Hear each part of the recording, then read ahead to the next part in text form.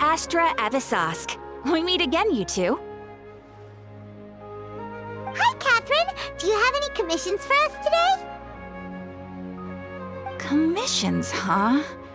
Let me think. Oh, how about this? Please attend the Akademiya's academic symposium this afternoon and recite a love poem on stage. Wait, say what now? And if possible, please also use your camera to capture the reaction of the audience upon finishing the poem. Huh? What kind of commission is that? I see.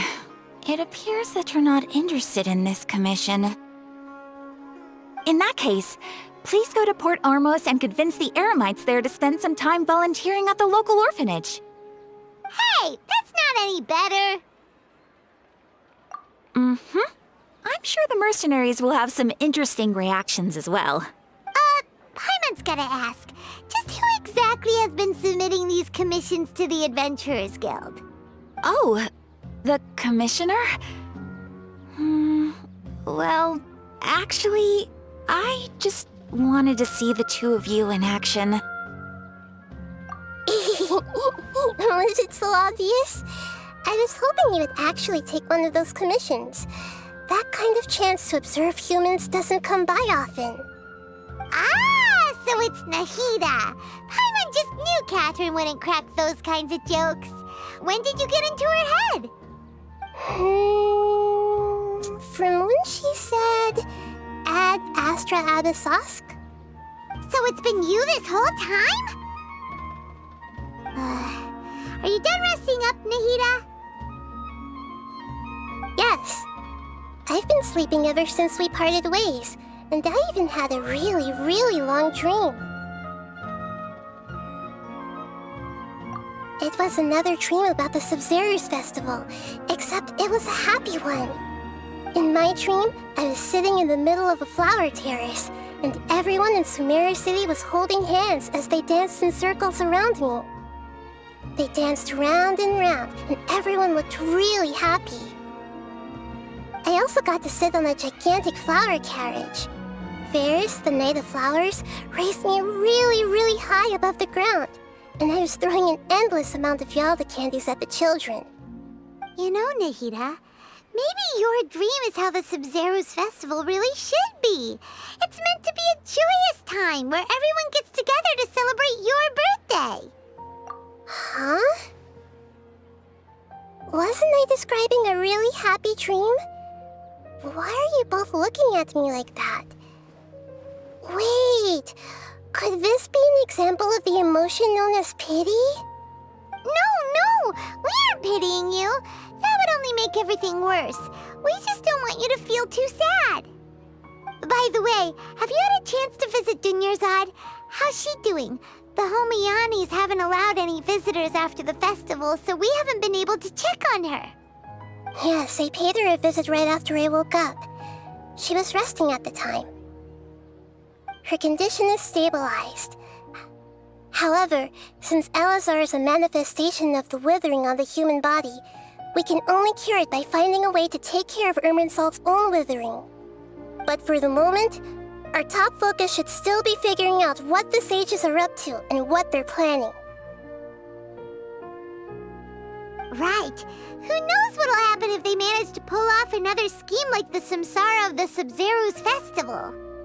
So our first priority should be investigating and putting a stop to the sages' activities. As for how we should pull that off, let's discuss it somewhere else. There are too many adventurers around here. Oh, good point. Sorry, adventurers. We're gonna be borrowing Catherine for a little while.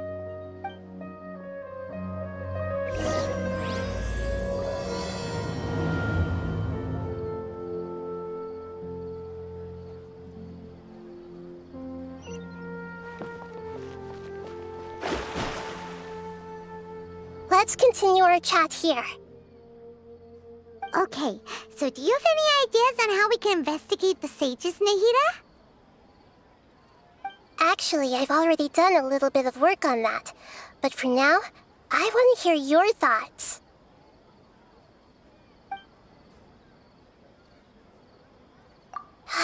already tried that, but all the key members of the Akademiya, even the core 30 guards, intentionally avoid wearing their Akasha terminals. It seems that from the very beginning, they've been guarding against info leaks from the Akasha. Of course, it could also be because they're wary of me. Have you already caught the sage's attention? I'm guessing not yet, but distrusting me would make perfect sense if they've ever paid attention to the urban legends about me. In any case, I probably can't take over their minds directly. No way, that's too risky. You mean it'd be too easy to get caught? No, it's not that. We shouldn't involve innocent students in this. A single mistake could completely ruin their lives. Doing that would be ignoring the safety of my people for my own selfish goals. How is that any different from what the sages are doing? That's a good point. Spoken like the god of Sumeru.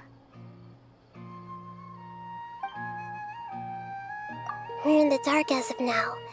Since we still don't know anything about their goals, any rash move could tip them off and lead to terrible consequences. After all, every person in Sumeru City is one of their hostages.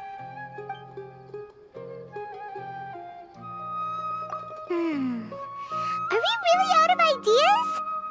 Nahida, you're super smart, so you already have something in mind, right? Don't keep us in suspense. Spill the beans already!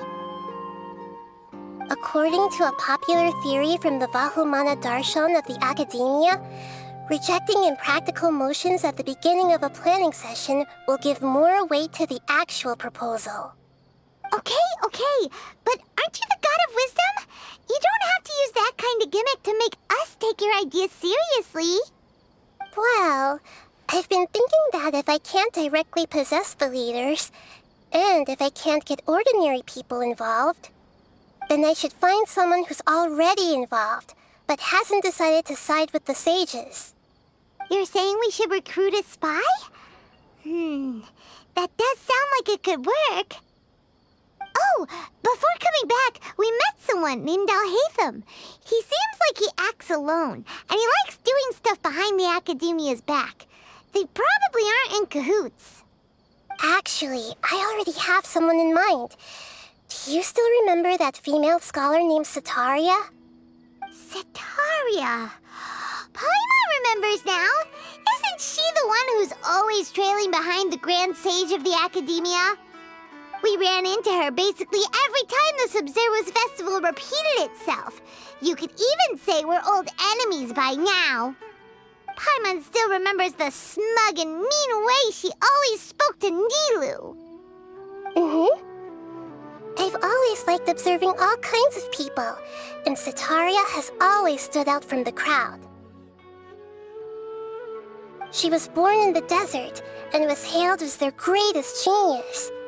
Her academic gifts allowed her special admission into the Akademiya, and also gave her the opportunity to serve as the sage's assistant. Oh, Paimon didn't know she was from the desert. She must be pretty special then. Paimon feels like most of the desert dwellers around the city are working as mercenaries. The name Setaria means star. When she lived in the desert, she shone like the brightest star in the night sky. Later on, she was chosen by the sun. The star was given a place in the daytime sky to complement the sun's dazzling light. Soon after, the star witnessed the sun scorching the earth, which brought forth many disasters. The star began to waver. Instead of staying beside such a sun, wouldn't it be better to return and light up part of the night sky? But in the end, she couldn't give up the radiance of daytime. To cope with her shame, the star buried her guilt and closed her eyes. From the sound of it, Setaria's just hung up on the research opportunities here. But she doesn't really support the Akademiya. She still feels guilty about not doing more for the desert, right? She's just running away from her problems. Indeed. When they are presented with complex moral issues, many people will simply plug their ears and go with the flow until the problem can't be fixed anymore. She's suppressing a lot of guilt, but before she realized it, she had already become the sage's accomplice. She can't deny her part in their schemes anymore. Right. We must somehow make her face her problems again. That way, not only can we get useful intel from her, but she can also use it as an opportunity to redeem herself. From my past observations, Setaria will take a day off from the Akademiya every 10 days to do some shopping in the city.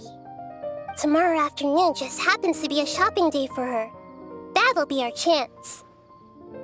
To prepare, let's go check out some of her favorite spots, and have a quick chat with a few of the vendors there.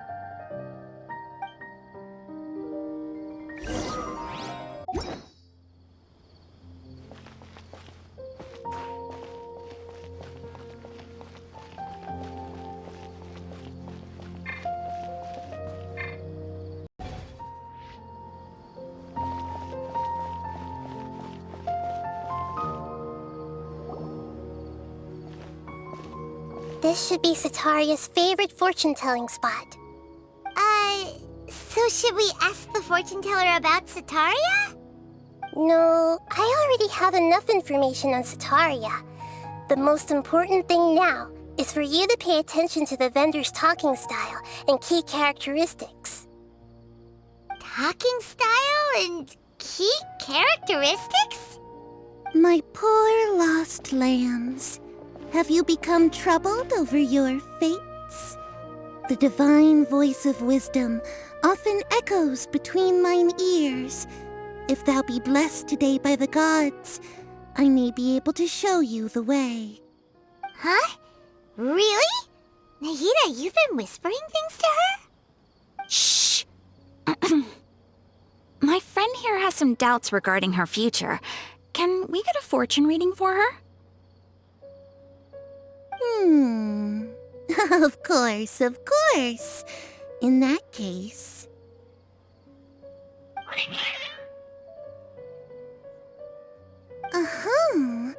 It would seem that Harut and Marut are quite wary of you. Perhaps, at some time in the past, you have somehow offended the gods. Only mocking the god of Animo, questioning the lord of Geo's financial savviness, and brawling with the god of Electro. Do those count? Oh, nothing. Go on, pick an aspect for her to divine.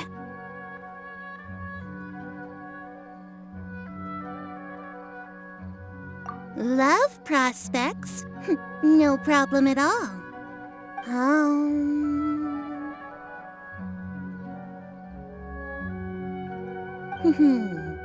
The gods have spoken. The truth shall be revealed. One who is fated to cross your path will appear on... Huh? So many people will fall for you. How could that be? Harut, Marut, did you two spoil my divination? I've never read a fortune so absurd. Actually, Paimon thinks this is probably the most accurate fortune-telling you've ever done. I admit that the orientation of today's celestial matrix is, suboptimal. As such, there will be no charge. Is that so? Well, that can't be helped. If you were to bring some food offerings for Harut and Marut on your next visit, perhaps they could help you reverse the wheels of fate.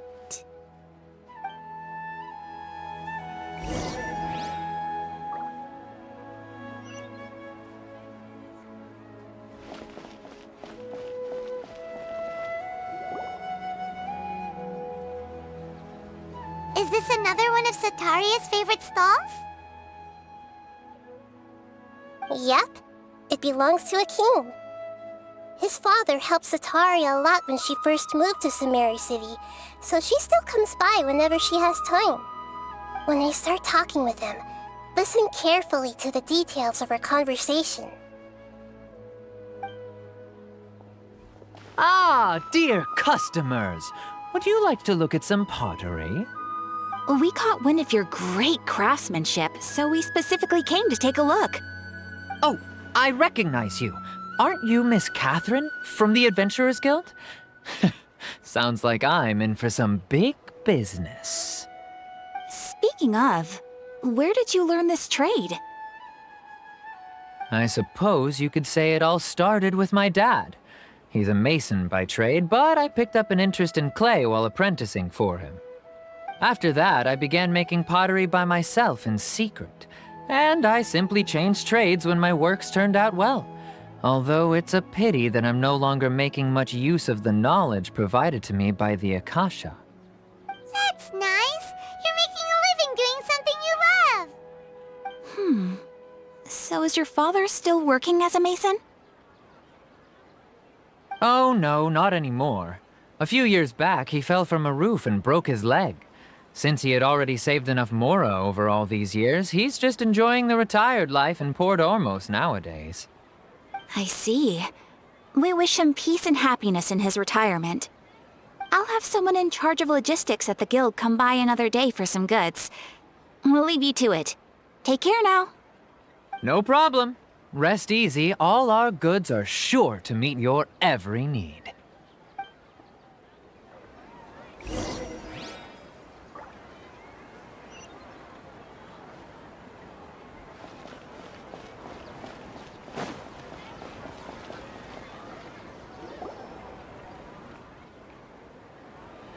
This should be our final stop.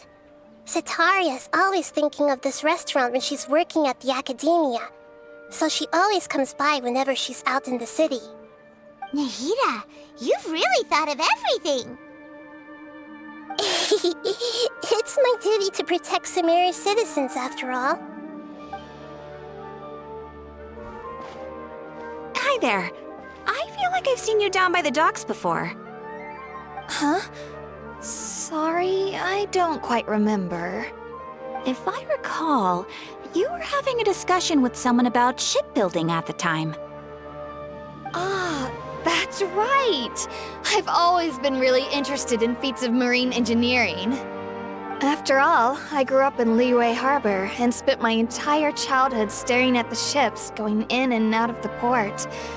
I came to Sumeru to study, but failed to make it into the Akademiya due to my lack of talent. But I'm still discussing all kinds of problems with different scholars, and I'm continuing to study and perform research from the restaurant's basement. I'm sure I'll get to the Akademiya after their next round of exams. What an admirable spirit for learning. Amazing! Sure, but you'll find hardworking people wherever you go. So this restaurant has a basement as well? Huh. First I've heard of it. That's right. It's not usually open to patrons. Most of the time, employees use it for breaks or to hold private events. I see. Guess that makes sense. Well, good luck with your studies, Miss Chishan. Thank you so much. As long as I can make it into the Akademiya as an official student, I'll be happy.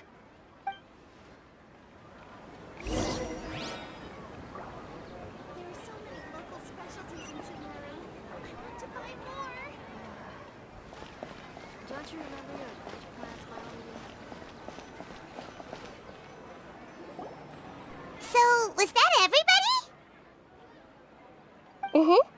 3 familiar faces should be enough for Setaria. What's the point of all the information we've collected? Nahida, you still haven't told us how you're planning to make Setaria face her problems.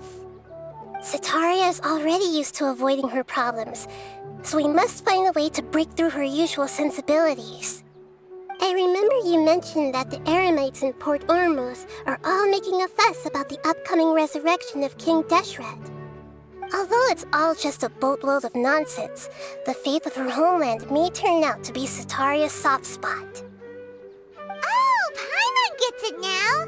You want to take advantage of the guilt Setaria feels about her homeland. Although she knows she should return home to help the people of the desert, all she's done is conspire with the sages. So how do we set that up? Well, King Deshret is long gone, and Setaria is also too smart to fall for any simple tricks. If we simply engaged her under the guise of King Deshret's believers, she would definitely be wary of us, and we may not get anywhere. But if we were to borrow some of her close acquaintances to talk with her, her reaction would probably be very different. So, you mean you're going to possess those people we just talked to? Yep. Possess them through the Akasha. Imply they've already converted to the faith of King Deshret, and then convey our made-up will of King Deshret. As long as everything goes smoothly, we'll get through to Setaria for sure. She'll never guess that we had anything to do with it. So that's how you're going to use all the info we collected on these people. It's so that you won't slip up and break form. Possessing them will only work if you can manage to pass off as them. Exactly. So, best of luck with impersonating them. Huh? Best of luck? But we don't know how to possess anyone. That's no problem at all. I'll just share all their senses with you once I've possessed them. As long as you're also wearing an Akasha terminal, the effect will basically be as if you've possessed them yourself. Huh. That is pretty convenient. But why does she have to do this? Can't you do it yourself? Although I've been observing humans for a while, I've never been good at imitating them. You're not wrong. It's always been painfully obvious whenever you try to pass as Catherine. If it was at all possible, I would have preferred to leave these people alone. But seeing how things are now, I probably should just accept it and push on. Yeah, don't beat yourself up over it. We're only doing this to help everyone, and we'll only be borrowing them for a little while anyway. Alright, then let's give it a go tomorrow afternoon.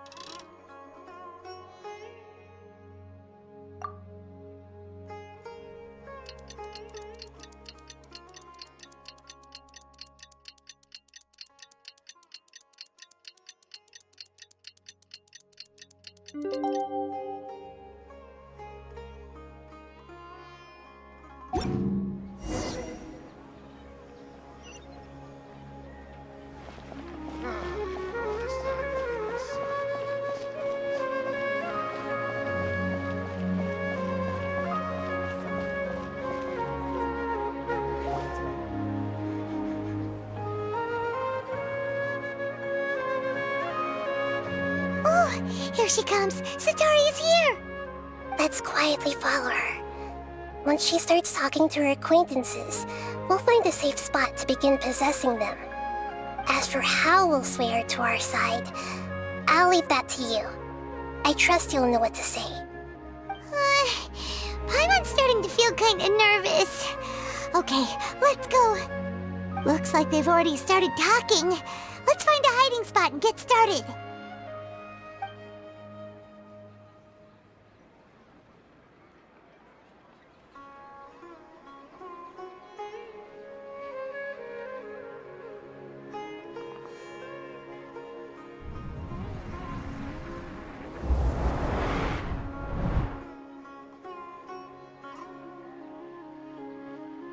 That's right. You really can't force anything when it comes to love. And besides, everyone around me has a very different background and outlook. Are you still listening to me, Dehya? Oh, of course I'm listening. You were talking about troubles with your love life, right? I heard everything you said. Okay then. You just seemed a little distracted for a moment there. Strange. Your cats seem pretty worked up. Is something wrong? I always thought they were quiet, happy kitties.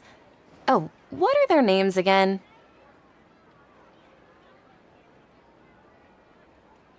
Ah, that's right. They are just little darlings, aren't they? Harut and Marut.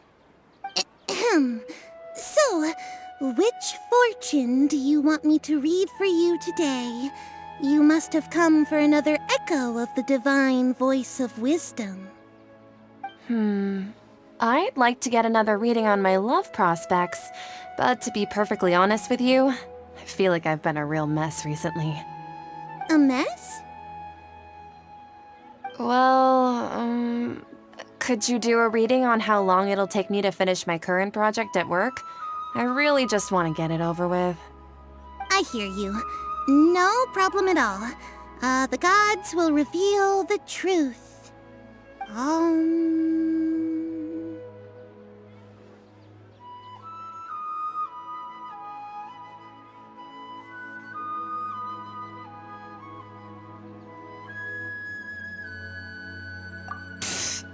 Sorry, your new laugh is just so hilarious. I couldn't help it.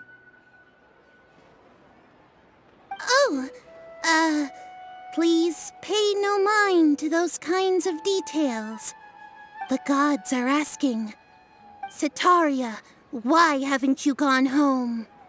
Why haven't I gone home? Do the gods really know everything I've been thinking about? Setaria, why don't you just go home? It's a demand now instead of a question. The gods seem to be truly upset.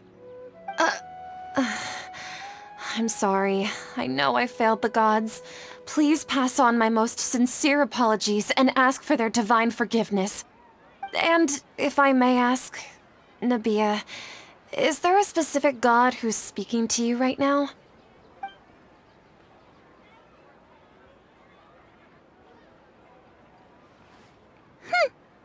What an inconsiderate and naive question. The god who is speaking to me is, of course, the wisest and mightiest of all, King Deshret. King Deshret? No wonder he would make such a demand of me. Wait a second. King Deshret passed away a long time ago. Even though news of King Deshret's resurrection has been spreading like wildfire, it's all just a misinformation campaign from the Akademiya. How can King Deshret still exist in real life? What insolence! I am King Deshret's most loyal believer. Do you wish to refute his voice of wisdom? Oh, no. As a child of the desert, I am only reveling in his power upon learning that his divine glory has touched even this city. I will think very carefully about his demand of me. I'm sorry. I must go now. Wait!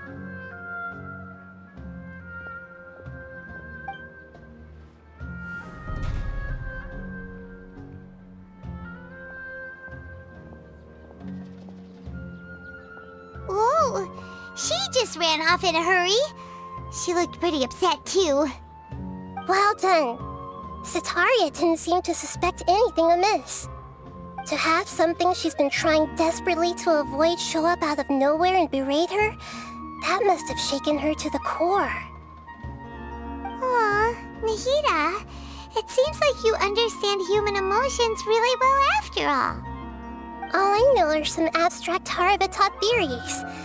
And in any case, my time with you has shown a lot of them to be utterly useless. I'm still trying to make sense of everything. Anyway, enough of that. Let's hurry and catch up to Setaria. She's at Akim's now, right on cue. Let's get ready to possess him right away!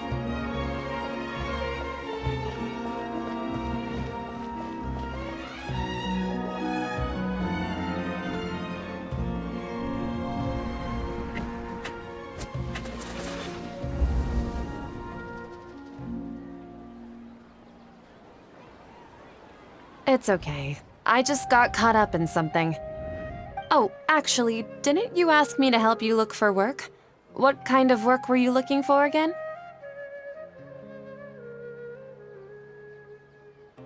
Oh, right.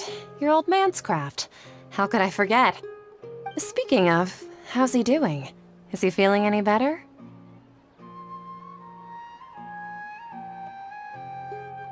Oh, that's good to hear. I've been thinking a lot about him. If I could get some more time off, I'd love to pay him a visit. Actually, while we're talking about him, is he still living in Port Ormos?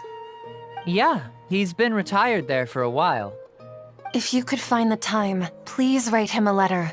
Let him know that recently, faith in King Deshret has taken root in Port Ormos and has begun to spread across Sumeru.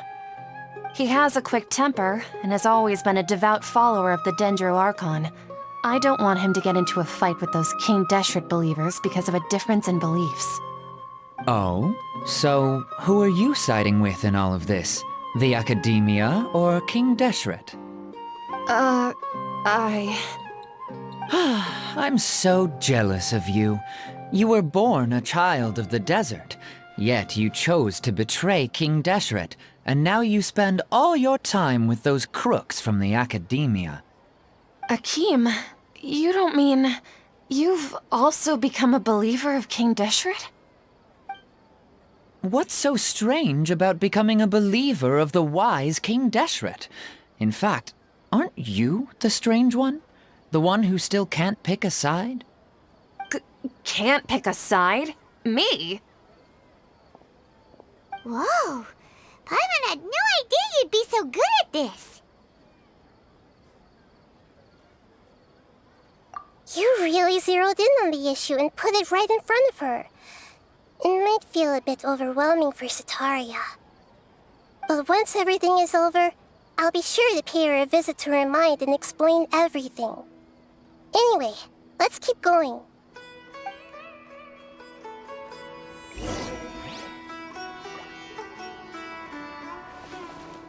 Come on! Setaria's already started...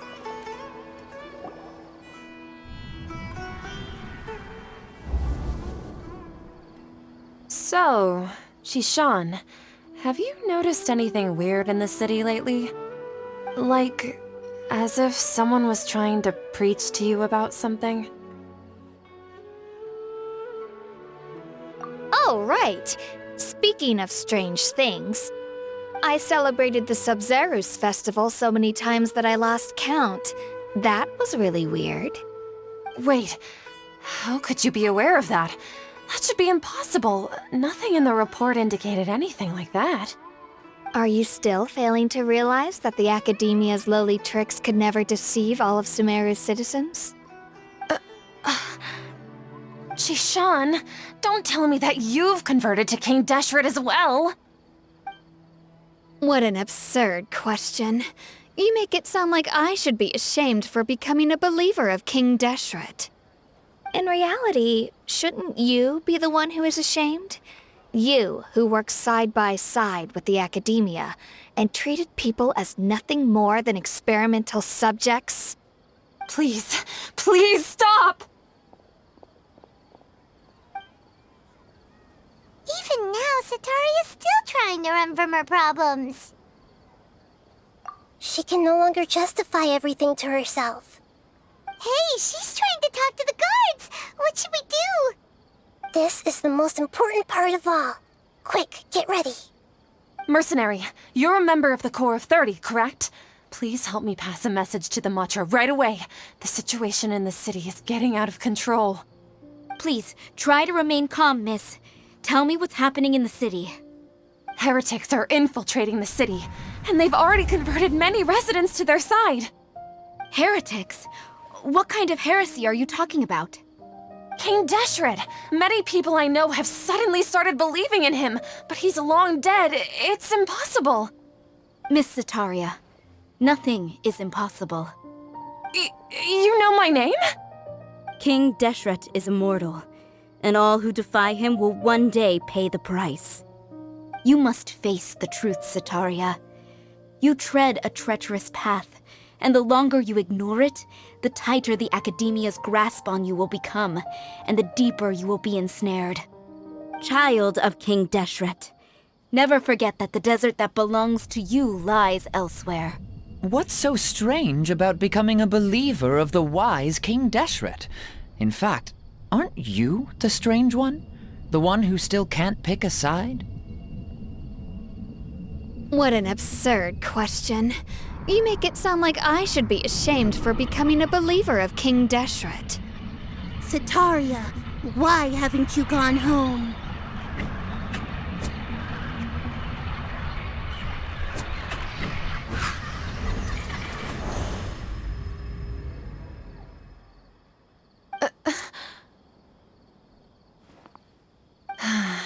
It seems that no matter where I run, I only keep finding more believers of King Deshret. I have to say, this is a familiar feeling. I've also been running from my guilt this whole time.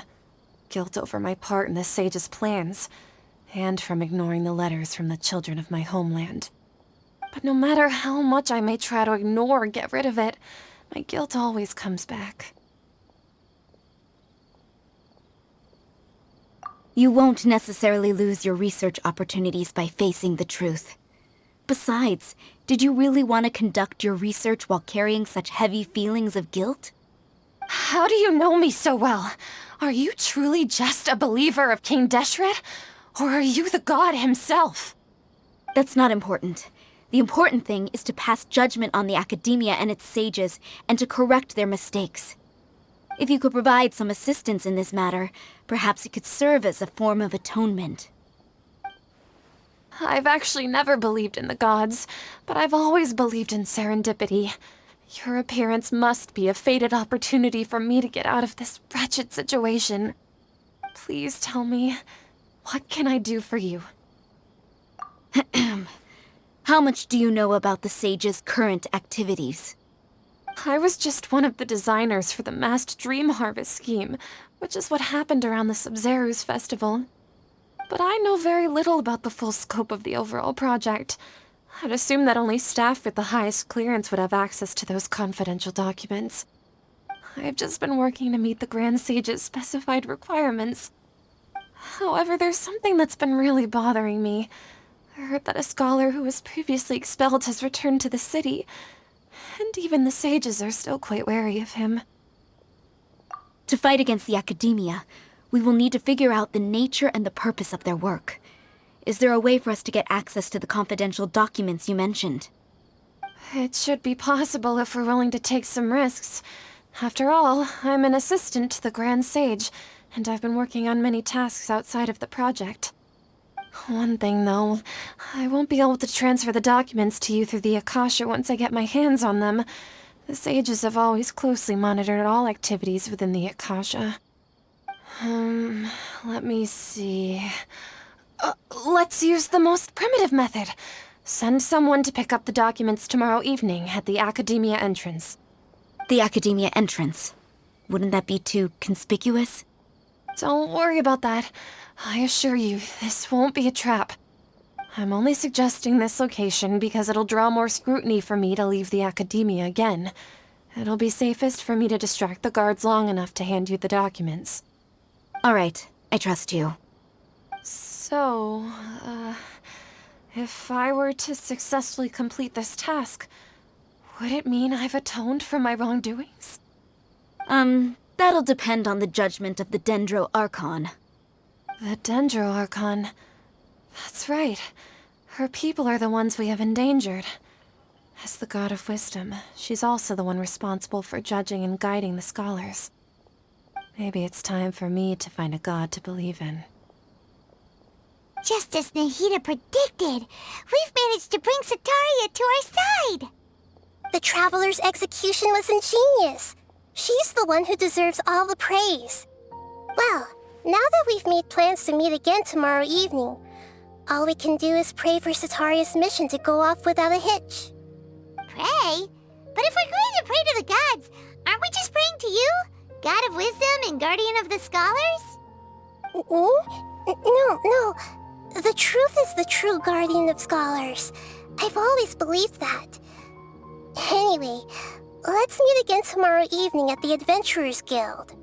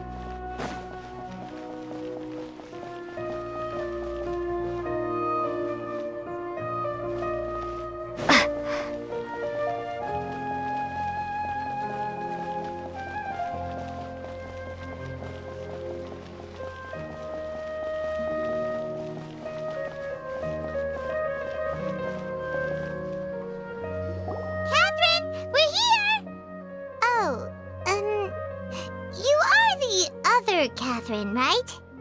That's right. I suppose I'm the other Catherine in your mind. Shh! We're on a secret mission tonight, so we need to protect Catherine's identity. Yep, Paimon's right. We cannot fully rule out the chance that the meetup tonight is just a trap. If something were to happen, my existence may be the only trump card we'll be able to play.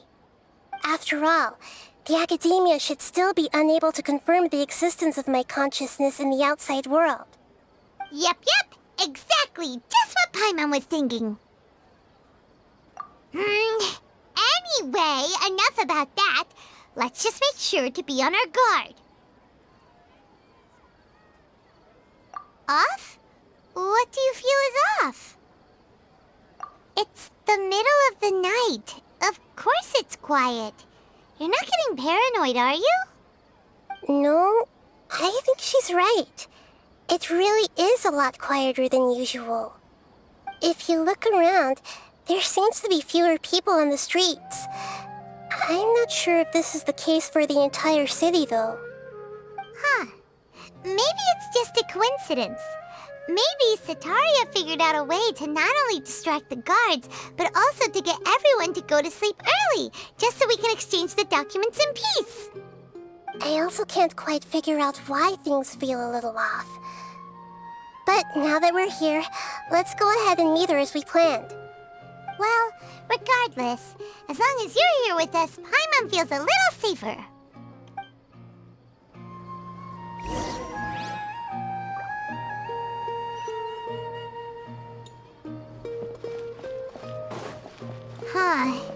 There really aren't many people out right now. Let's hope it'll be this quiet in front of the Akademiya, and that Setaria managed to distract all the guards.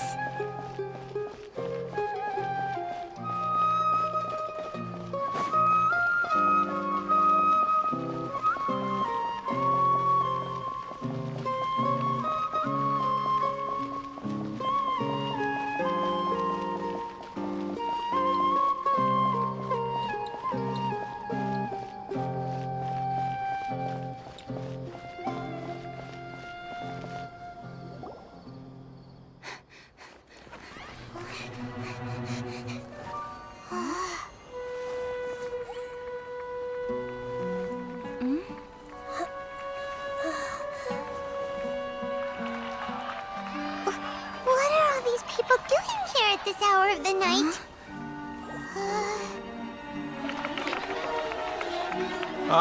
The triumphant hero returns at last. And to a rather spectacular welcome, even if I do say so myself. You're the outcast, expelled from the Akademiya. Indeed I am. Although these days they tend to call me the Doctor.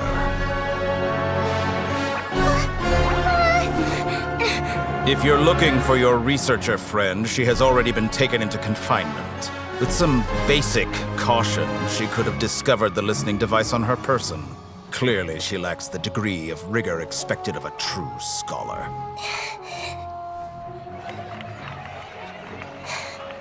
The people of Sumeru City! What have you done to them? I simply made some minor adjustments to their Akasha terminals. Now they can deposit information directly into the subconscious. As you can see, all these lovely people now believe this traveler is a hero who has just saved the world. My experiment is a success. And now it seems they can no longer hold back their sheer adoration. should we do? These are all just regular people. Leave now. You need to get out of here. What? That guy's a Fatui Harbinger! We can't just leave you here! Nor can I abandon the people of Sumeru.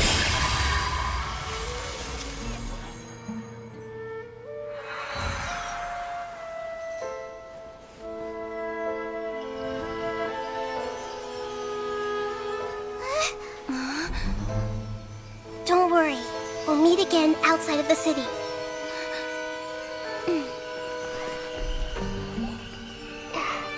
I see. You appear to have overridden their mental faculties with your own consciousness. To possess such a powerful mind, you must be the God of Wisdom.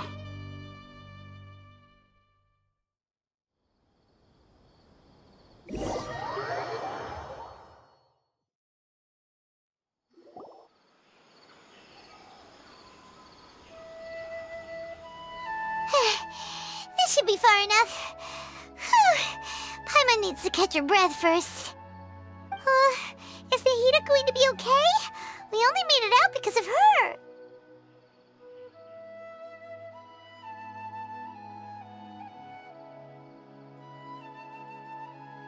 Paimon wasn't counting on running into a new Harbinger here, let alone such a high-ranking one. That guy was number 2. So scary. He called himself the Doctor. Remember, Tighnari told us about him. Setaria did say that someone who once got expelled from the Akademiya came back recently. And that even the sages are wary of him. Yep, sounds like she must have been talking about the Doctor. Yeah, now that the Doctor's in the picture, we're no longer just dealing with the Akademiya. They're in cahoots with the Fatui. But what are the Fatui after this time? Another Gnosis? Yeah, things would be a lot easier with Nahida's help. Nahida said we'll meet again outside of the city. But we can't just keep waiting around, right? You mean... Oh, right! Wasn't he invited by the sages to work on some project when we were staying with him in the Vidya forest? That has to be the same project. Even though he turned it down at the time, he might still know something. There's no time to lose. Let's go to Gandharvaville.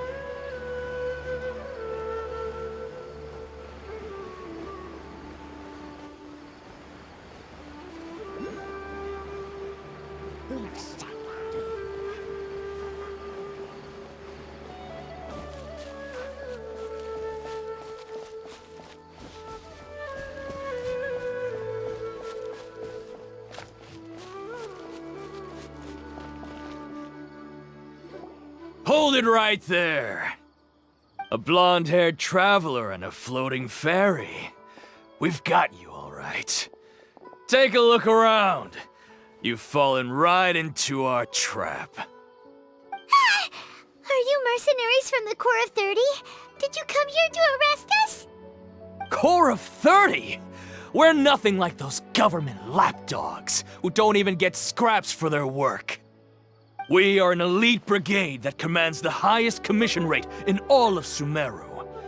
We're here on the orders of a client known only as the Outcast. The Outcast? An outcast from the Akademiya? But why wouldn't the Doctor just send the Fatui after us? Still wasting time on idle chit-chat. We'll shut you up soon enough.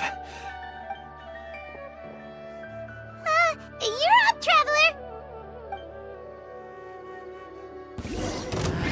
Following orders. New punching. Leave it all to me. Take that! New punch. That's close enough. Need.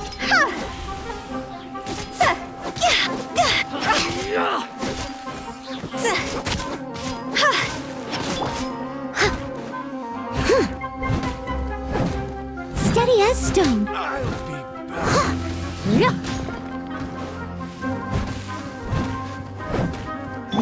Let me scry. It isn't over yet! Here comes reinforcements!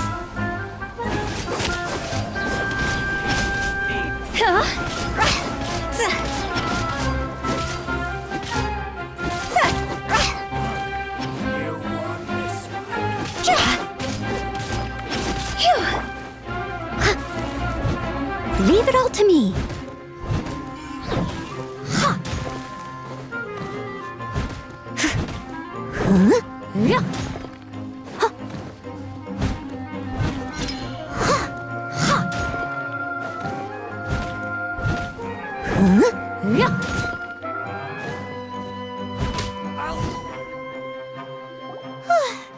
That was pretty rough.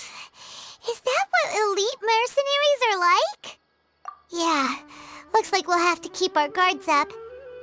But this doctor guy seems like a pretty tough opponent. He knew exactly where to set up an ambush. Did he predict that we would try to find Tighnari? Going up against smart people is tough. Anyway, let's keep going.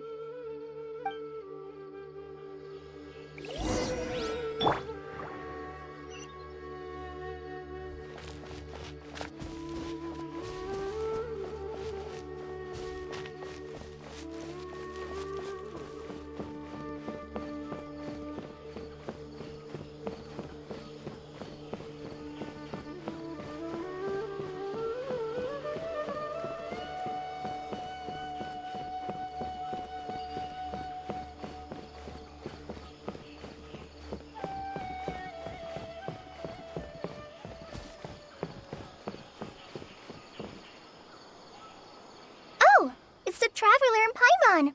What are you two doing back here? Kale! It's nice to see you again. Are you doing alright?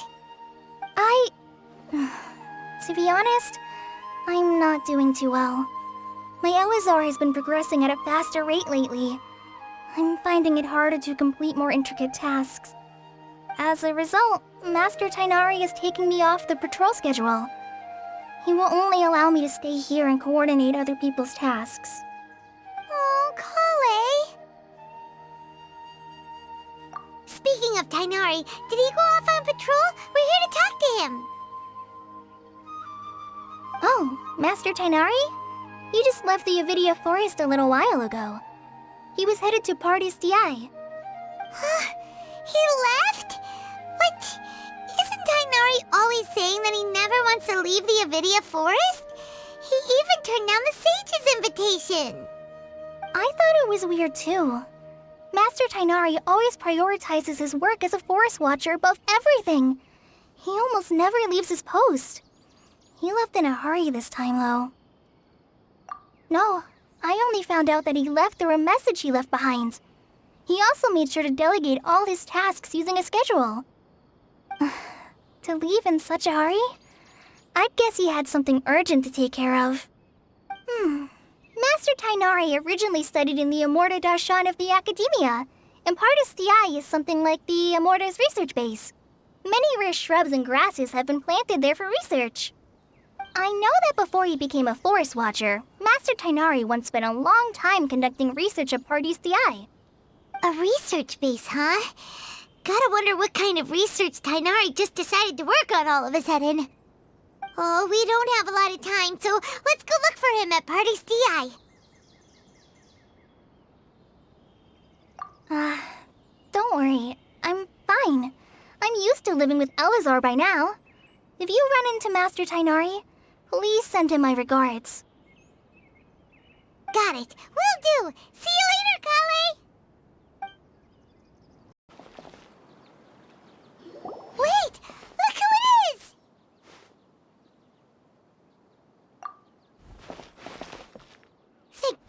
you're okay. We were so worried about you. Hey, this was supposed to be a touching reunion, but you're ruining the moment. Actually, it's very smart of the Traveler to be wary of me right now. After all, the Doctor has shown that his technology can apparently even control human minds. Plus, it's not like you could have known what happened after we split up and I was facing the Doctor by myself. Even a pool of stagnant water after a torrential storm can occasionally pass as a patch of sky. Paimon feels like only the real Nahida could come up with such an obscure analogy. Huh?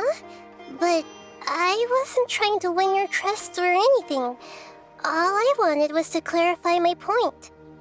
Well, we understand that point now. Please, Nahida, tell us more about what happened. Are those poor people all right?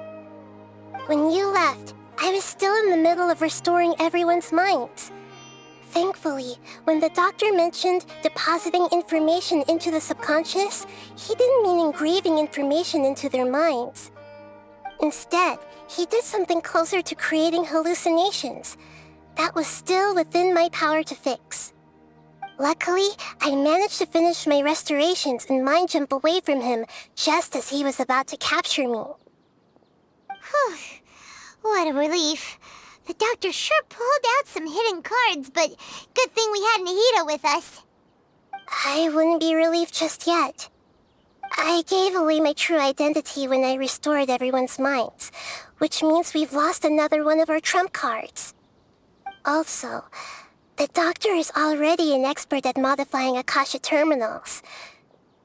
Maybe it's only a matter of time until he captures my consciousness inside the Akasha. Would that mean you'd no longer be able to jump between minds? Then how do we stop him? He's still at the Akademiya, so it's possible he already started messing with the Akasha. Ugh, it feels like he's toying with us. What a nasty piece of work. Plus, the Doctor's combat ability alone is apparently enough to make him worthy of being number 2 of the Fatui. We shouldn't give up hope just yet. Let's try to find another way to attack this problem. Actually, Nahida, how did you know we were trying to get to Party's Dehya? Have you been waiting for us? Yes, I have. I can see the Traveler's elemental energy, so I deduced your destination by looking at the direction you were moving in. You didn't come here for sightseeing, right? Did you find any leads? We're looking for a scholar we know. His name is Tainari, and the sages once tried to reach out to him. Why don't you come inside with us and see what we can find? Okay, let's just hope we won't get him into trouble.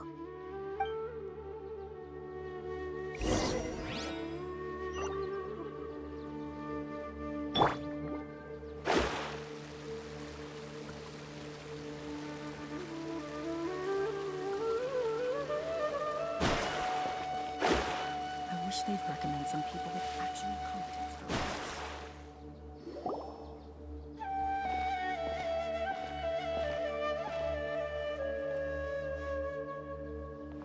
Traveler?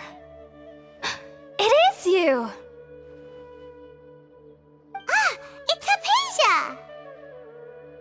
Ah, what a pleasant surprise! It's so nice to see the two of you again. Who's this? She's a scholar we met in the Avidia Forest. When we last saw each other, she was still training in the... what's it called? Satyavada life? Oh, I see.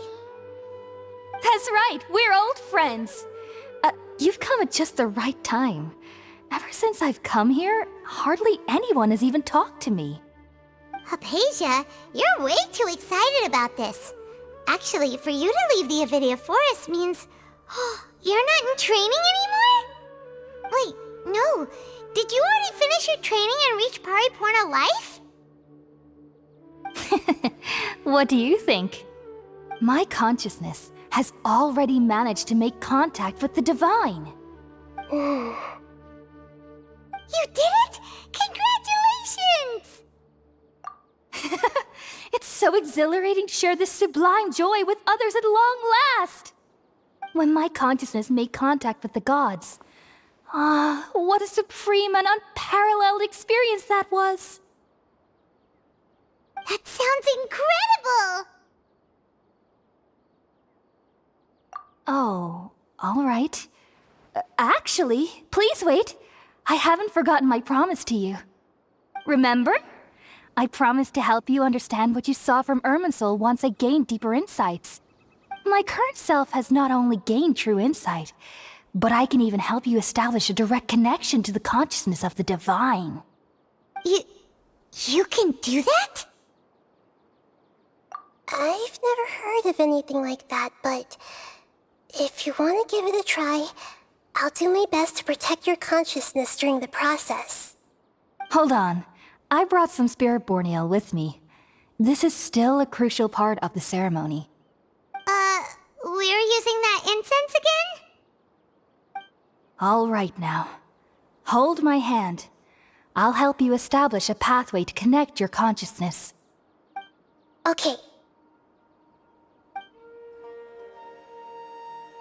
Ready?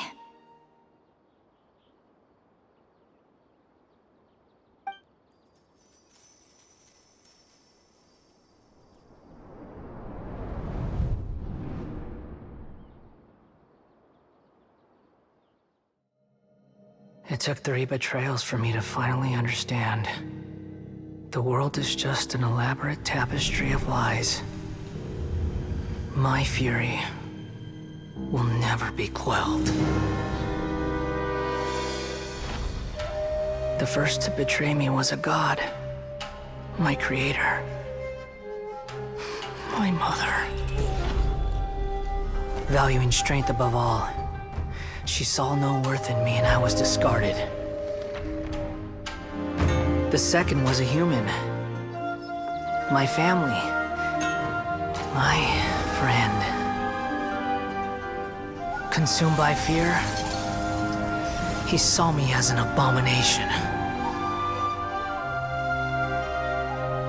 The third was one exactly like me. A hope for the future. A fledgling barely out of the nest. Powerless before his mortality, he broke his promise to me. Humans, they can't be trusted. And the gods fill me with pure loathing. So I said good riddance. I denounce the world and laugh in its face. My chest will never again be defiled by worldly filth. I will scrub away every last trace of human emotion. Then it will be empty, a blank slate, and ready to receive a supreme gnosis, brimming with pure divinity.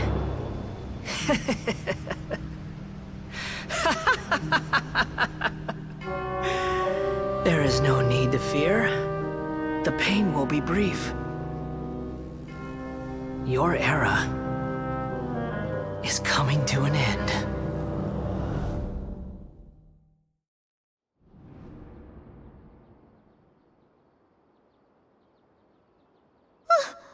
What was that?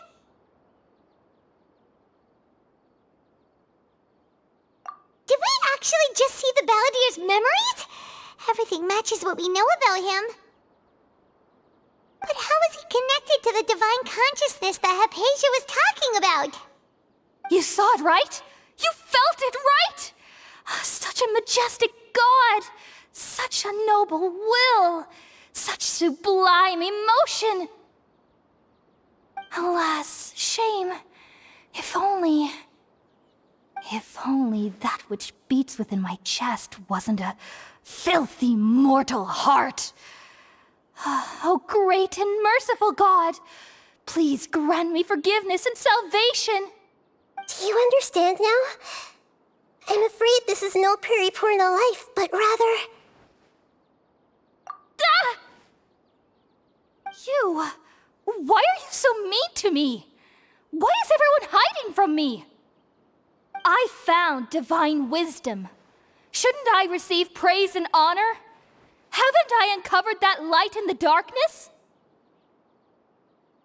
Hypatia? That's how I always thought everything should be. Wait. Have I already lost my mind?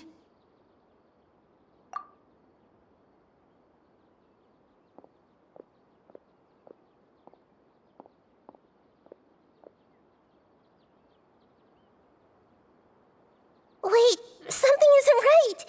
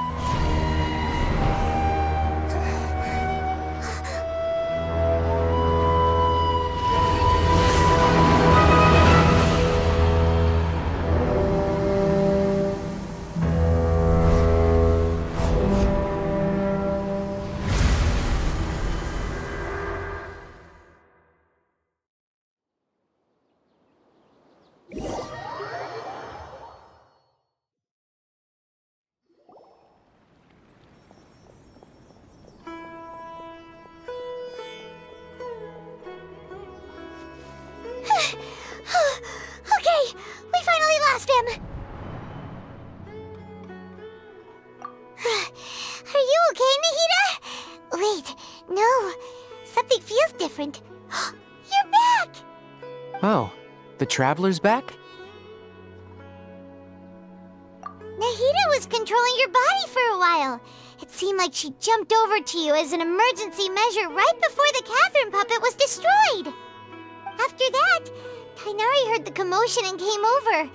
He helped us defeat the mercenaries and then he ran with us all the way here.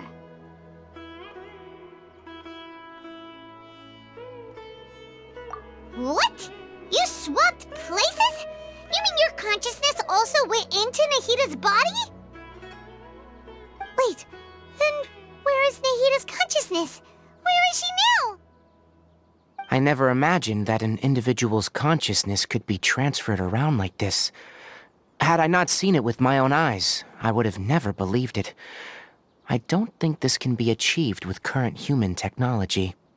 Also, while we were running, the consciousness in your body told me to pass on a message. She said, "The doctor has found a way to trap my consciousness, so I can't journey with you anymore. But even in a moonless night, a shower of starlight can still drown out illusions and lies." Oh no! Nahida's trapped in the sanctuary of Surasthana for good this time. Was that message all she left for us? It's pretty vague.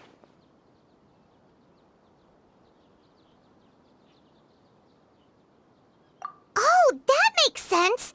Since the doctor captured her, she won't be able to say anything without him knowing. She's being extra careful. Even in a moonless night, a shower of starlight can still drown out illusions and lies. Huh.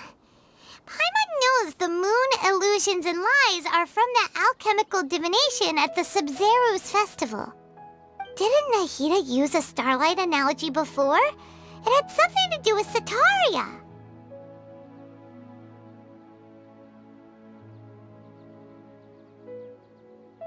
Oh, that makes a lot of sense. Huh. Do you think Nahida was telling us to go find help in the desert? But she isn't with us anymore. Think we'll be okay? Paimon, you said Sanctuary of Surasthana, correct? Does this mean that this Nahida you're talking about, the consciousness who was occupying the Traveler's body, is the Dendro Archon?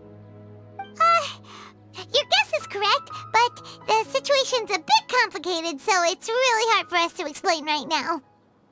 That's all right. A scholar's curiosity doesn't need to be appeased right away. As for the complicated nature of the situation, safe to say I have witnessed that for myself. I've spent some time with you, and it looks like the Dendro Archon's also on your side. So, I trust you. Thank you, Tighnari. Oh, actually, we came here to ask you a question. What do you know about the project that the sages have been working on? That. While I was indeed invited to join that project, the sages were always secretive about its scope and goals, so I eventually declined. All I know is that the project has something to do with the restoration of Irminsul. Huh? Did you see something when you were in Nahida's body? What? Do you have any evidence?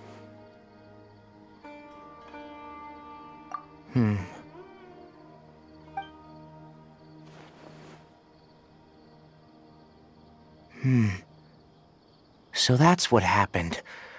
That explains why Hypatia's symptoms were different from those of the other scholars who went mad. It's because she made contact with the consciousness of a new god who is still in the process of being born. Tighnari, did you leave the Avidia Forest because of Hypatia? I did. I noticed Hypatia's mental anomalies, but since her symptoms were rather atypical, I secretly took her to Pardis Di and began searching for a way to return her to her normal self. If I didn't take action, Hypatia would have already been taken by the Matra to the desert, doomed to a life of exile at Aaru Village. Now that you mention it, I knew the Akademiya has never thought particularly highly of Lesser Lord Kusanali, but I still didn't expect them to do something as arrogant as creating a new god. Looks like I made the right decision by not accepting their invitation. The Doctor and the Balladeer. We have 2 Fatui harbingers in Sumeru. Sounds like we're in for a bad time. From your description, I don't think they've completed their project. There may still be room for us to intervene. But then, what is the connection between creating a new god and restoring Irminsul? Yeah, it feels like we're still nowhere close to figuring out the sage's goals. Right, we've pretty much gone over everything we need to know, so we should head out. How about you, Tighnari? What are you going to do? I'll stay here for now. I still want to try a few more things to help Hypatia. If you're planning to go into the desert, start by heading for Caravan Ribat. That'll be your fastest route. Come find me here if there's anything else I can do to help. May the spirit of wisdom go with you. Thanks, Tighnari. Hopefully Hypatia will feel better soon. We're off then.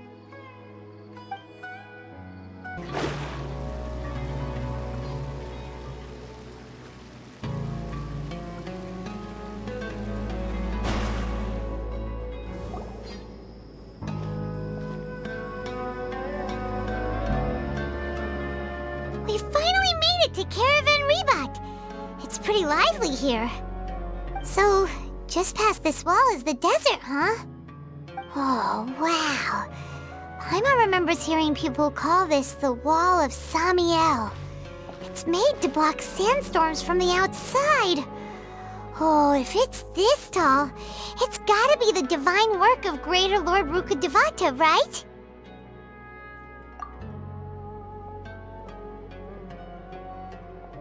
Enough gawking. Come on, follow me. Huh?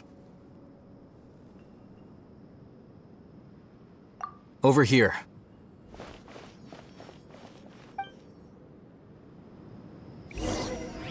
Alhaitham went that way! Let's hurry up and follow him.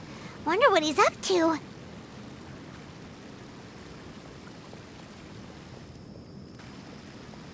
What should I say?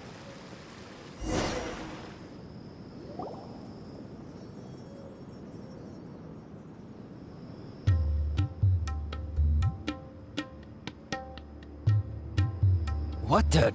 Where did she go? How did we lose them? They were just here a second ago. More Eremite mercenaries? Who are they working for this time? Anyway, Traveler, it seems like we were being followed again. You were too careless.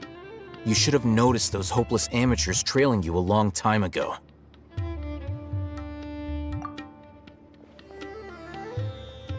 There's no need to thank me. I've never cared to keep track of personal favors. All I did was correct a mistake I happened to come across. It's a habit I developed at the Akademiya. You really gave Paimon a scare, Alhaitham. We never thought we'd run into you here. Last time we met at Port Ormos, didn't you say you were going back to the Akademiya? Wait, don't tell Paimon that you're here to take us back on their orders! Oh, so you've already landed yourselves on the Akademiya's hit list. I can't say that I didn't expect it. However, had I wished to turn you over to the Akademiya, don't you think you'd already be the Eremites' honored guests by now? Oh, right. You do have a point. I have no interest in running errands for that project. As a scholar, I've always belonged to the camp that promotes researcher autonomy. And these days, you're more fascinating than anything the sages can offer. Not quite. To tell you the truth, I'm still investigating the Divine Knowledge Capsule. Unfortunately, I've run into some difficulties. Everyone says the capsule originated in the desert and was eventually moved to Port Ormos. If I am to get to the bottom of this, I must understand how the capsule first came to be. Which brings me back to you, and why you're so interesting. The leader of Ain al-Ahmar used the Divine Knowledge Capsule right in front of you, and upon seeing him, your expression became perplexed, and you were lost in thought for quite some time. To have that kind of reaction, I think you must have realized something. Are you interested at all in sharing what you've been hiding from me?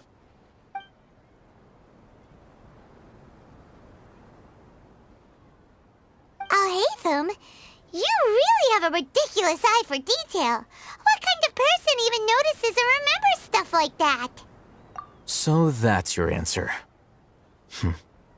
Well, I do work for the Akademiya after all. So considering that, it is indeed wise to keep your cards close to your chest. But that does prove you do have some undisclosed information about the Divine Knowledge Capsule. Am I right? No matter. Rather than simply learning the answers from you, I'd still prefer to investigate on my own. Speaking of, you two are also headed to the desert? That's right! We have the same plan as you! But we don't really have any concrete goals at the moment. Then I'd suggest starting with Aaru Village. It's the largest settlement in the desert, so it'll probably have more resources and intel than anywhere else. Well, would you like to head there together? It's always better to travel with someone you know. Let's go!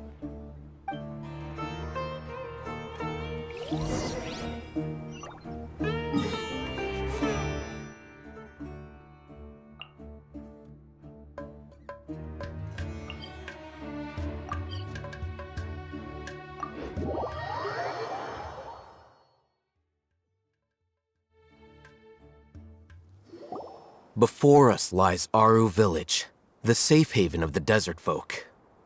Whoa, this landscape is really something else. What a cool place!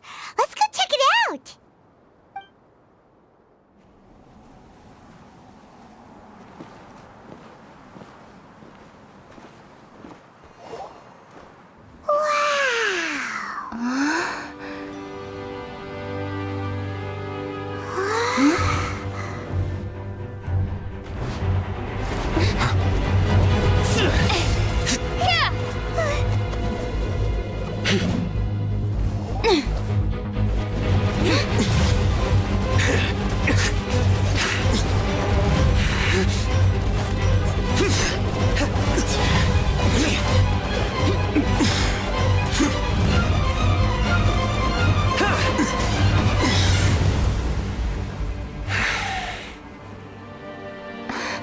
Cyno.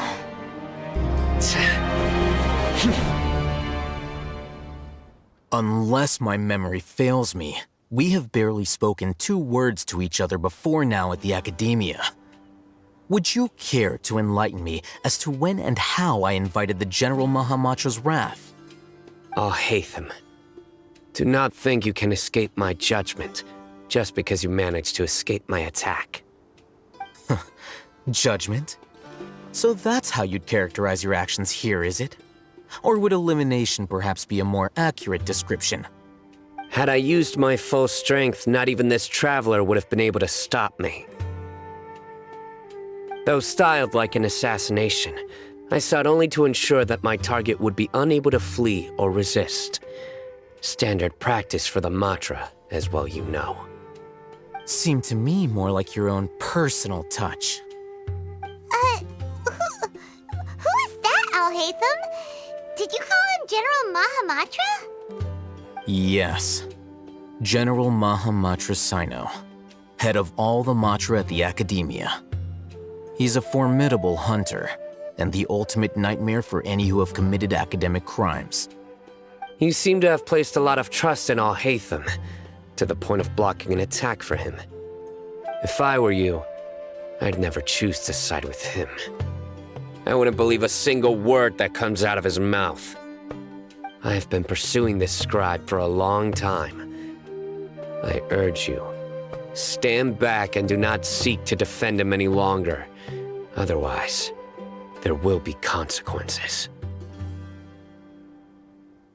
Has Alhaitham done something wrong? Paimon doesn't think he's as bad as you've made him out to be. I won't waste my breath explaining things. Alhaitham, I saw it during our fight. Take it out. The divine knowledge capsule you're hiding on your person. Unless you want me to retrieve it for myself. Very perceptive of you. Nothing escapes a Matra's senses. Wait, the divine knowledge capsule? Didn't it fall into the Matra's hands in Port Ormos? No wonder you speak with such confidence, Cyno. But I must admit, I'm very curious. What does this capsule mean to you? And why, as General Mahamatra of the Akademiya, are you all alone in the desert? As far as I'm aware, the other Matra have been speculating about your disappearance. Have you been given a mission that's, let's say, morally dubious? If I was the real target of your mission, what was stopping you from simply using your authority and resources to judge me within the walls of the Akademiya? I should have known you'd be difficult to deal with. You two? Ugh! What you would do, Traveler? Paimon feels like we can't trust either of them! Ahem. Well, look at you two, acting all tough and self-righteous over there. Wait, Dehya?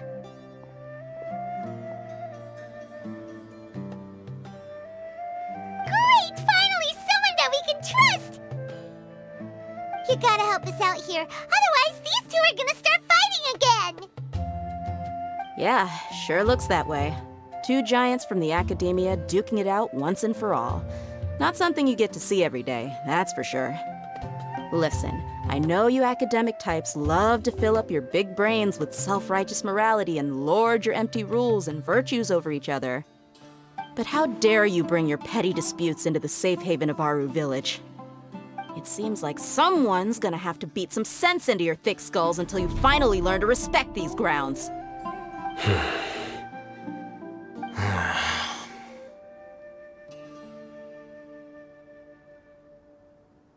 Hey, did either of you hear a word I just said?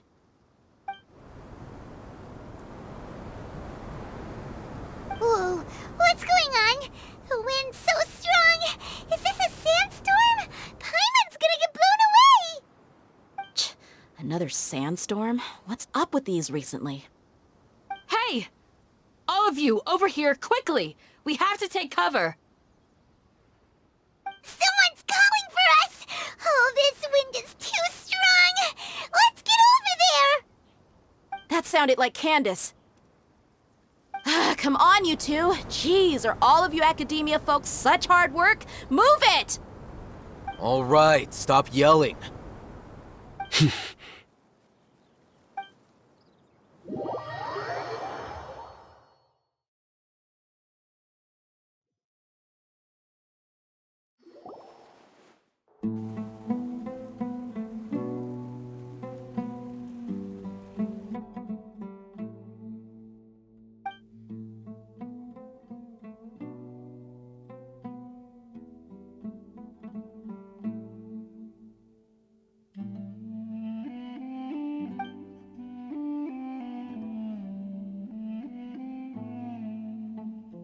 Well, this is pretty awkward. Hey, wanna play sardines with 3 people who wanna tear each other limb from limb? Sure, why not? Sounds fun. The air is so thick and heavy. Paimon can hardly keep floating anymore. My sincere apologies, everyone. This is the home of our village chief. I will have to ask you to make do with this small room until the sandstorm dies down. Please, let me introduce myself. I am Candace, protector of Aaru Village. Our savior has come at last! Nice to meet you, Candace. The name's Paimon. Thank you so much for helping us. There's no need to thank me. It's only right to help each other when the weather gets rough. Wow, she's so gentle and caring, like a nice older sister. Unlike those guys over there. All right, now that we're all better acquainted, we should return to the topic at hand. As a guardian charged with the responsibility to protect my fellow villagers from harm, I was observing your conflict from afar, even before the sandstorm started. And now that you have set foot within Aaru Village itself, it is all the more my responsibility to make absolutely sure that you pose no threat whatsoever to us. So please, have an honest and sincere conversation with one another, and put your hostile feelings to rest. If anyone dares to start anything again while they are under this roof, I will not hesitate to send them out for some quality time with the creatures of the sandstorm. Oh, on second thought, Paimon may have misjudged Candace's character. And that goes for you too, Miss Dehya. Do I make myself clear? All right, we got it, Candace. That's what I like to hear. So, which of you will begin? I was supposed to be a mediator, but I might have gotten a little too involved just now. Anyway, one of those two should probably start talking. Wait, that was you trying to be a mediator? I have nothing to hide, so there's no shame in explaining myself. While Alhaitham wasn't wrong about the other Matra not knowing my whereabouts, it's not because I've been assigned a morally dubious mission. Rather, I've chosen to exile myself. Huh? Exile yourself? A little while ago, I discovered that there was data missing in the Akademiya's project planning and development files. What little they did report clearly did not match the project's actual progress. As General Mahamatra, I had the responsibility and authority to request an audit. However, to my surprise, the person responsible for the erroneous data was none other than Grand Sage Azar himself. I tried to investigate the issue myself before submitting a formal audit request, but I soon found that all leads and potential pieces of incriminating evidence were carefully concealed from me. I began to realize that they were cautious of me from the very beginning. Unsurprisingly, the Grand Sage rejected my audit request as soon as the submission reached his desk. He even said to me, "The power of the General Mahamatra is granted by the sages. You have no right to judge us." So they really are up to no good. I realized then that to the Grand Sage, the Matra are nothing more than tools for the sages to assert and maintain their control over knowledge. The vows that we took, the principles that we strive to uphold, they are meaningless to the Akademiya of today. I believed it would be wise to flee the Akademiya before the sages had a chance to take action against me. This way, they can no longer see nor predict my actions. I will never give up on this investigation. There's no need for someone else to give me power or authority. Once I find the truth, I will administer judgment by my own name. Cyno seems to have the same goal as us. We're all investigating the sages. Plus, now that he's no longer the General Mahamatra, he somehow feels a lot less scary. Well, Cyno, if that's your story, then why did you see Alhaitham as a target? When I was investigating the matter in the Akademiya, I overheard a conversation between Alhaitham and a sage. The sages asked you to investigate a blonde-haired traveler. Do you dispute this, Alhaitham? What? Like many parts of the project, this assignment was undocumented. Now throw in your suspicious behavior with the Divine Knowledge Capsule, and I think we deserve an explanation. Yes. I was indeed tasked with investigating the Traveler. Alhaitham! After all, the promised reward was so great that hardly any scholar could have refused. The sage told me, once you've completed this assignment, I can give you a glimpse of divine knowledge. A most enticing offer. Unfortunately, those academics don't know me at all. Their words contained one key piece of information, namely that divine knowledge indeed exists. That gave me all I needed to know.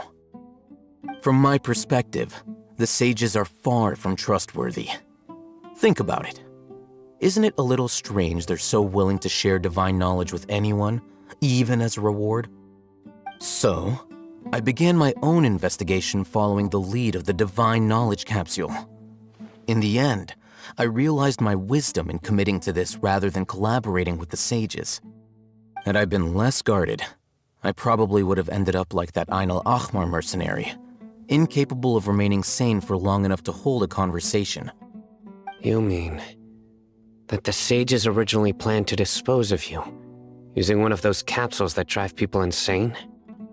I'd already given up on the assignment by then. I only told the Akademiya I was waiting in Port Ormos for you to appear so they wouldn't suspect anything. So it came as quite a surprise when I encountered my erstwhile target while investigating the Divine Knowledge Capsule. Criminals do love to talk about coincidences.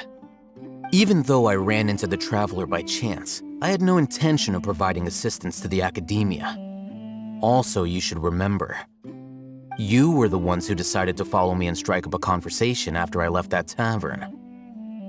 That's true. Alhaitham helped us out at Caravan Rebat as well. Maybe he's telling the truth. I'm willing to apologize, if that's worth anything to you. I took the Divine Knowledge Capsule behind your back because I judged its existence to be a significant risk. I felt that it would be best for no one to interact with it before it had been properly studied. After all, curiosity often proves to be the most dangerous thing in this land. You should be well aware, Scribe Alhaitham, that curiosity can also lead you to danger and suspicion. Answer me this. Did the sages share any information about their project with you? Have I not made myself clear? You and I are both distrusted by the Akademiya. Do you really think they would tell me anything? Fine. Although you haven't completely proven your innocence, I won't regard you as an enemy, for now. As you wish. Good. I'm glad to see you two clearing up your misunderstandings. And now you, Dehya. I believe it's your turn. Oh, sorry. Whatever the boys were talking about must have been so boring that I spaced out. My situation is pretty straightforward.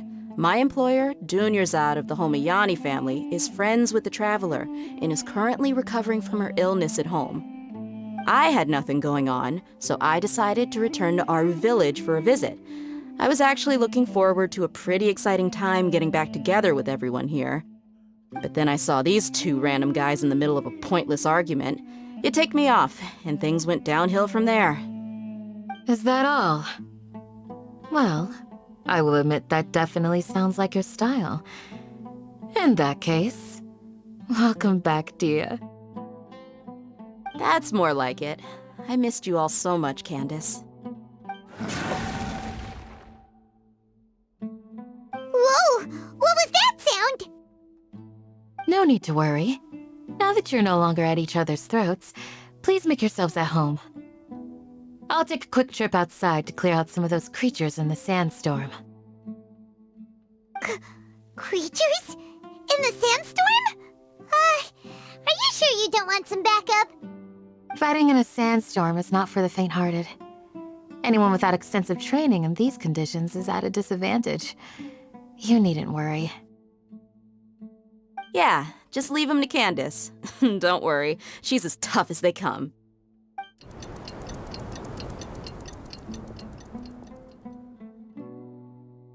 The wind's died down.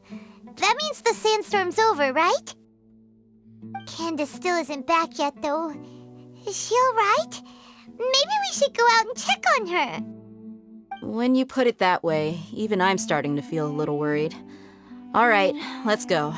We've been here long enough, and the boys are as chatty as the floor.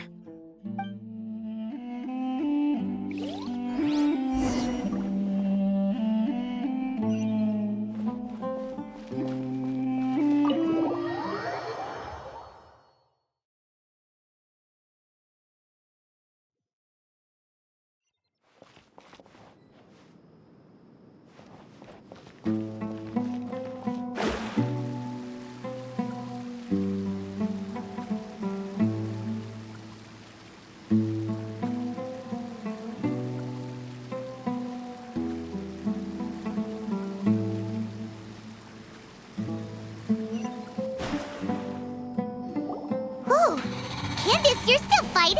You've been out here dealing with these creatures the entire time? Yes. They just keep coming in waves. I've lost count of how many I've defeated. Before I realized it, even the sandstorm had stopped. Ah! Here comes another wave! Leave this round to us. I got interrupted earlier, but now I have something to take my anger out on. It's been quite a while since I've seen the Flame Mane in action. I'll leave these to you then. I'll be sure to put on a good show. Let's go!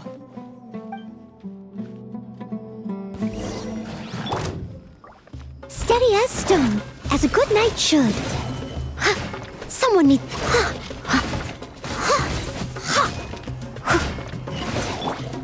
Delved into destiny.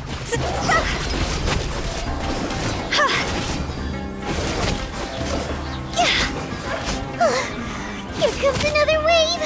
When are they ever gonna let up? Leave it all to me.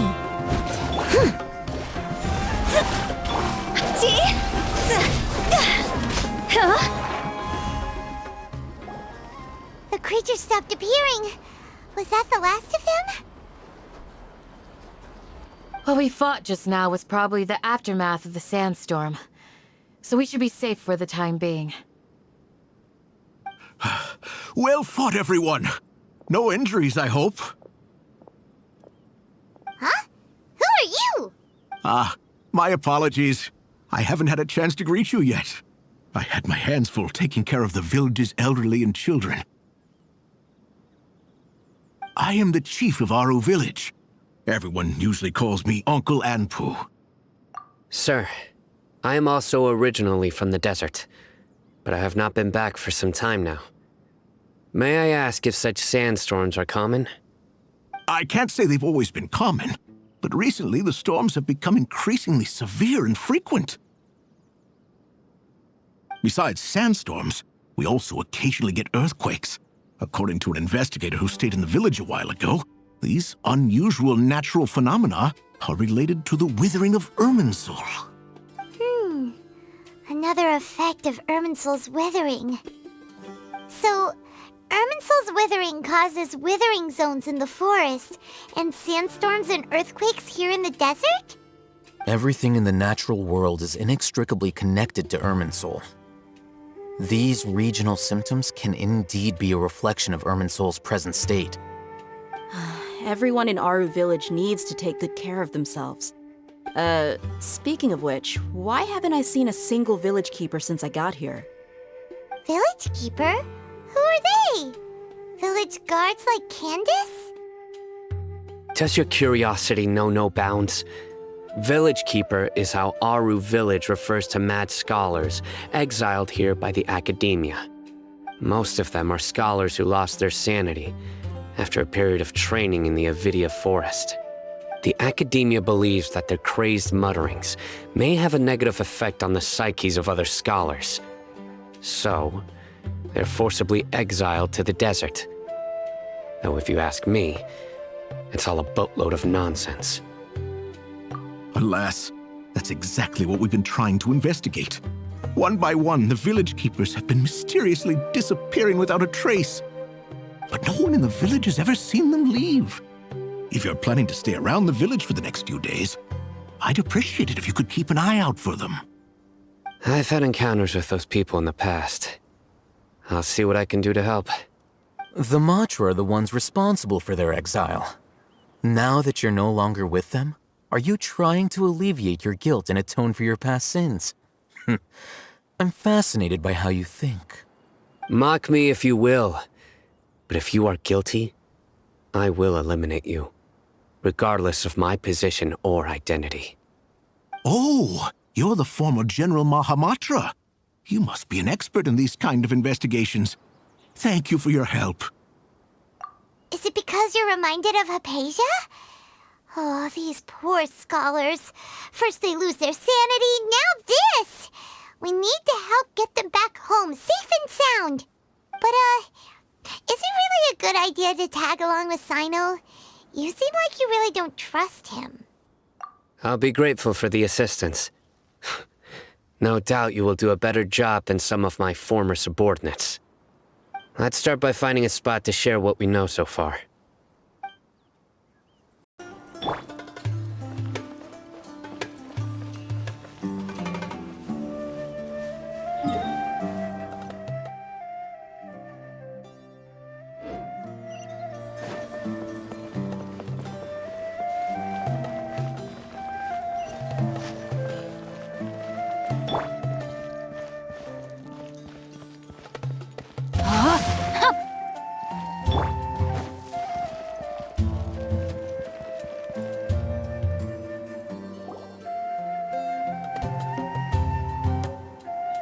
Although I've sent myself into exile, I'm still doing essentially the same things as before.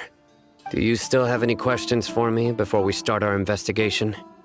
One of my former subordinates told me that this title has its origins in a strange incident. The Akademiya has long exiled mad scholars to Aaru Village. A mysterious phenomenon exists here. When mad scholars first arrive, they are as incoherent and deranged as before. But after spending some time here, they invariably begin to calm down. Initially, the people of Aaru Village greatly resented having to take in the mad scholars. But a strange incident one night changed that. Aaru Village was struck by the strongest earthquake in living memory. Seeing buildings on the verge of collapse all around him, the then chief of the village was preparing to take everyone to safety. Suddenly, he noticed a mad scholar crouching in a corner, caressing the ground with his hands. A soft, green light radiated from him, like a divine glow against the backdrop of night. Despite the powerful tremors that ripped through the ground that night, all the houses remained upright, almost as if they had grown roots reaching deep into the ground. In the end, not a single building collapsed, and no one was hurt. After that, the people of Aaru Village treated the mad scholars with greater kindness, and began to refer to them as the Village Keepers. A soft green light? A mad scholar protecting Aaru Village? What do you make of it, Traveler? Paimon thinks so too. Actually, Cyno, do you know if any of the mad scholars continued to wear their Akasha terminals at Aaru Village? In theory, they would continue wearing them so the Akademiya could still monitor their activities. With that said, the main Akasha system would no longer have any interaction with them. Oh, no wonder! Everything makes sense then! Add in the fact that they calmed down, it was probably Nahida who calmed them. If you are able to draw a conclusion from this one story alone, then it appears you possess much more information than I do. So, what do you make of the story? Really? Lesser Lord Kusanali. What? You don't believe us? Lesser Lord Kusanali was definitely using the Akasha to give her power to the mad scholars! No, it's not so much that I don't believe you. I'm just struck by your reasoning. Lesser Lord Kusanali, the current Dendro Archon, is she really active in Sumeru? The Akademiya has always placed far greater importance on the late Greater Lord Rukkhadevata. They've more or less ignored Lesser Lord Kusanali, and I've never had any reason to doubt their views. In addition, I've never heard any stories about Lesser Lord Kusanali and her deeds. To me, she might as well have been a god that never existed. No way! Nahida definitely exists! She's a... how should Paimon put it? She's a good Archon who's kind and wise, even if she says weird stuff sometimes. I've spent many years interrogating criminals, so I can easily tell when someone is lying. Good! Then you should know that we're telling the truth! That look in your eyes. I've never seen that from a liar. You two really must have met Lesser Lord Kusanali. How can this be? To think, our Archon has been amongst us this entire time. Alright, now it's our turn to put our skills to good use for this investigation. But easier said than done, especially since we don't have any leads. Maybe we can start by knocking on some doors. Excuse me, are you here to help me find my grandpa? Huh? Who are you? By the sounds of it, a resident of this village. My name is Isak. You'll help me find my grandpa, right? Is your grandpa a mad scholar? Hey, don't say that. Grandpa is just Grandpa. Why do you have to call him that? It's not like he's a bad person or anything. The person you're referring to is not a local, yet you are. Why do you call him Grandpa? Grandpa is just Grandpa. He's my family. I heard everything you said to the village chief. Please, you gotta take me with you. I want to find my grandpa. I swear I'll help. I won't be a nuisance. Ah, so you're the one who was eavesdropping on us around the village chief's house. I was planning to go out and take care of whoever it was, but I had a vague feeling that they didn't harbor any ill intent. Whoa! Alhaitham wasn't kidding about Matra having sharp senses.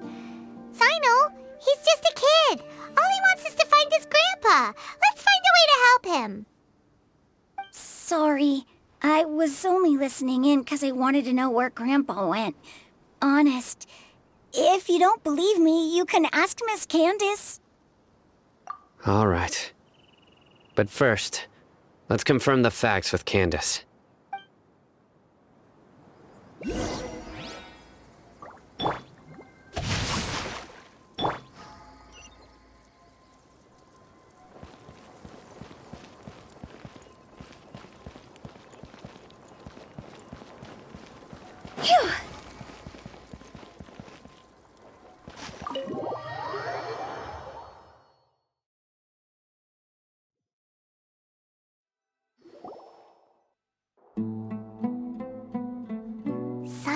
super vigilant.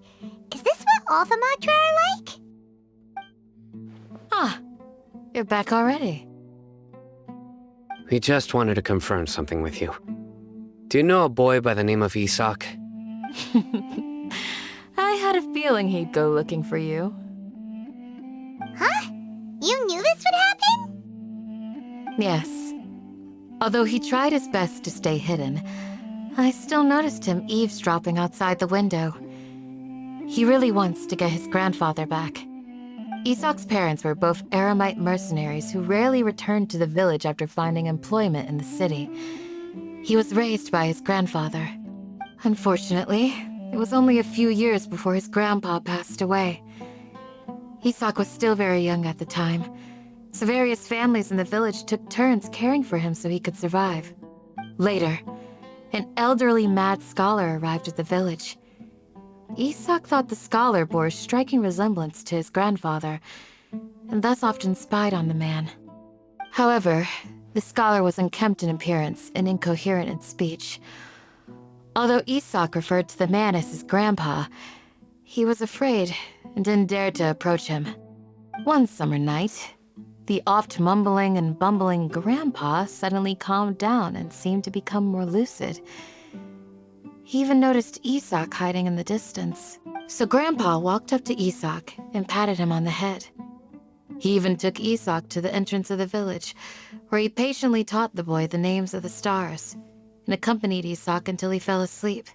The next morning, Isak woke up and wanted to go find his grandpa again, only to realize his grandpa no longer recognized him. However, even so, Grandpa retained his calm expression. It's said that those who saw the scholar claimed he no longer appeared to be crazy, but appeared to be living in his own world, almost as if he were sleepwalking. Isak was thrilled that his grandpa was able to find peace, and would follow him all the time, asking him things like, "Grandpa, want me to take you somewhere fun?" Or, "Grandpa, could you tell me stories about the stars again?" All this somehow just makes Paimon feel really sad. It seems like they both deserve so much better. Perhaps. Nearly everyone who lives in the desert has some form of hardship or regret. But even so, we must still continue on with our lives. It's also my reason for fighting. I must continue to protect this land.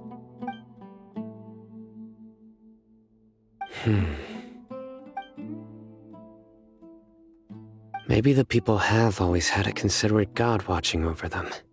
Huh? What did you say, Cyno? No, nothing. As long as Isak keeps his word and doesn't get in our way, we can take him along. Perhaps you are more compassionate than I gave you credit for. Please accept my thanks on Isak's behalf, Cyno.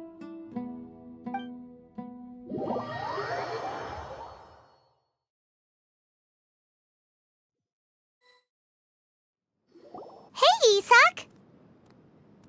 Oh, it's you guys! We've cleared everything up. Let's go find your grandpa. Really? Wow! Thank you so much! Yeah! All right. Let's ask the local residents some questions first.